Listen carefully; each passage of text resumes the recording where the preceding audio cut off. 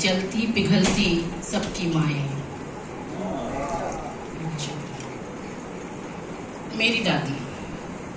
मेरी दादी बहुत अच्छी थी, सच्ची थी।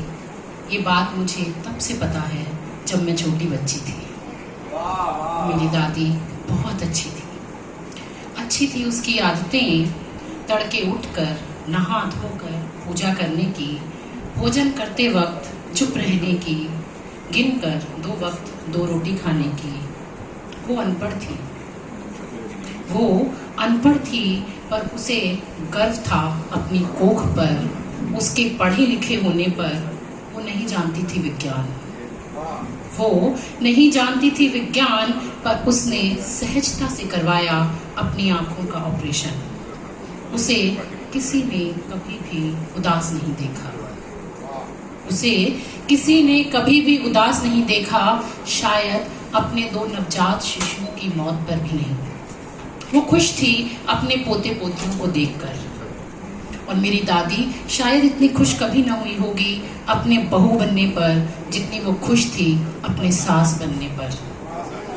उसने हंसते हंसते झेली होंगी अपनी सास की यातनाएं और उन्हें उतनी ही संजीदगी से पहुंचाया मेरी माँ तक। मेरी दादी ने 20 साल जिया विधवा का जीवन। सूना माथा, सफेद वस्त्र, सूनी कलाई लिए, फिर भी वो खुश थी। मेरी दादी ने 20 साल जिया विधवा का जीवन, सफेद वस्त्र में, सूना माथा, सूनी कलाई लिए, फिर भी वो खुश थी अपने सूनेपन में। चटक जाती थी यदा कदा उसकी बूढ़ी हड्डियां, पर नहीं चटकता था उसका विश्वास जीवन से। वो चाहती थी जीना अंतिम सांस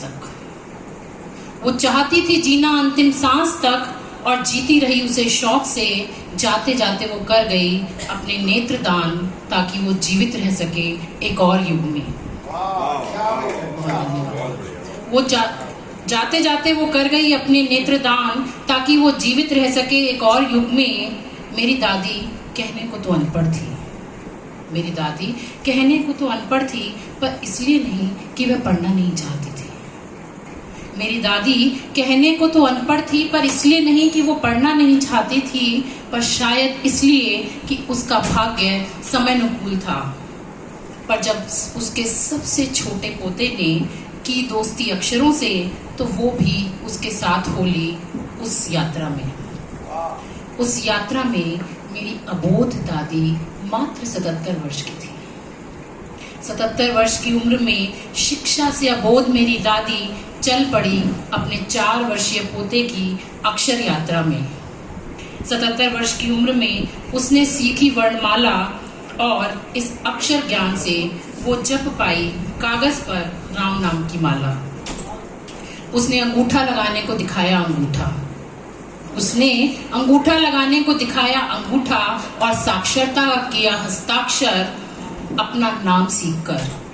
उसके हस्ताक्षर कोरे कागज पर बिखरे काले अक्षर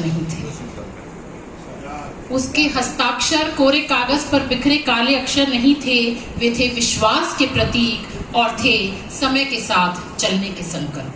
धन्यवाद।